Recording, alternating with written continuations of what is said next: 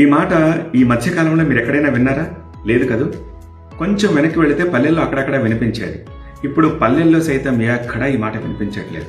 పైపెచ్చు ఇళ్లల్లో చిన్నపిల్లలు పొరపాటున ఈ మాట ఉచ్చరిస్తే పెద్దలు ఇదేదో దారిద్ర్యానికి సంబంధించిన అంశంలాగా కోప్పడేవారు, అలా అనద్దు అనేవారు. కానీ నిజానికి ఈ మాట వెనక ఉన్న అంతరార్థం తెలుసుకుంటే మన సనాతన ధర్మం, మన జాతి, మన సంస్కృతి, మన భాష, దాని ఔన్నత్యం గురించి మనకు అర్థమవుతుంది. ఏమిటి మాదాకోళం తల్లి?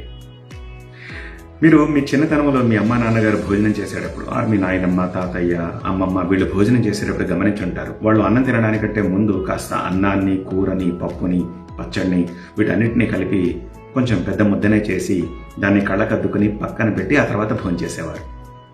వాళ్ళ భోజనం అయిన తర్వాత ఆ ముద్దను తీసుకెళ్లి ఏ గోడ మీదో గచ్చు మీదో పెట్టేవారు. దాన్ని పశుపక్షాదులో పురుగులో వచ్చి తినేవి. ఇదే ముద్ద రాత్రిపూట పక్కన పెడితే బిచ్చగాళ్ళు ఎవరైనా వచ్చేటప్పుడు వాళ్ళకి వేసేవారు. ఈ ముద్దే మాదాకోళం అంటే బిచ్చగాళ్ళు మాదాకోళం తల్లి అని అడిగేది ఇలా పక్కన పెట్టిన ఈ ముద్ద కోసం అనమాట. ఏమిటి మాదాకోళం? యాక్చువల్లీ ఇది మాధవ కబళం.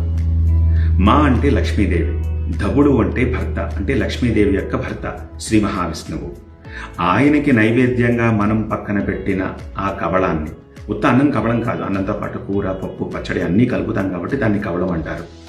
ఆ కబళాన్ని నాకు వెయ్యి తల్లి, నేను కడుపు నింపుకుంటాను అంటాడు. బిచ్చగాడికి అతిథికి పెట్టినట్టుగా కడుపు నిండా పెట్టరు కదా ఎవరు. అందుకని 10 ఇళ్ల దగ్గరికి వెళ్ళి మాదాకోళం తల్లి అని అతను అడుగుతాడు. సో ఆ 10 ఇళ్లలో ఇలా పక్కన పెట్టిన ఆ 10 ముద్దలతోటి ఆ పూటకి అతనికి కడుపు నిండుతుంది. అజ్ఞానులు కాబట్టి మాధవ కబళం అనలేక మాదాకోళం తల్లి, మాదాకాలం తల్లి అని చెప్పి పలుకుతూ ఉంటారనమాట. అలా వచ్చింది ఈ మాదాకోళం తల్లి అన్నది. సో ఇదేదో దారిద్ర్యానికి సంబంధించిన అంశం కాదు, నిజానికి చాలా పవిత్రమైన మాట. ఇప్పుడు ఎవరైనా అసలు ఇలా చేస్తున్నారా? ఓకే, కేశవ కబళం అనొచ్చుగా, మాధవ కబళం అనే ఎందుకు అనాలి? కేశవుడన్నా శ్రీ మహావిష్ణువేగా. ఎందుకంటే చూడండి ఈ మాట వెనకాల సైన్స్. మధువు, తేనె సేకరిస్తాయి తేనెటీగలు, వివిధ పూల నుంచి సేకరిస్తాయి. ఆ మధువుని తేనెగా ఓ చోట చేరుస్తాయి. అలాగే సో అలా చేసే క్రమంలో ఆ తేనెటీగల్ని మాధుకరులు అంటారు.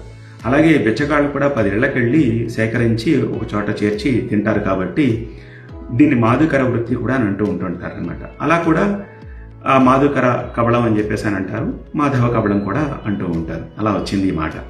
ఈ ఇన్ఫర్మేషన్ మీకు నచ్చినట్టయితే please share it, like it and comment it. Thank you.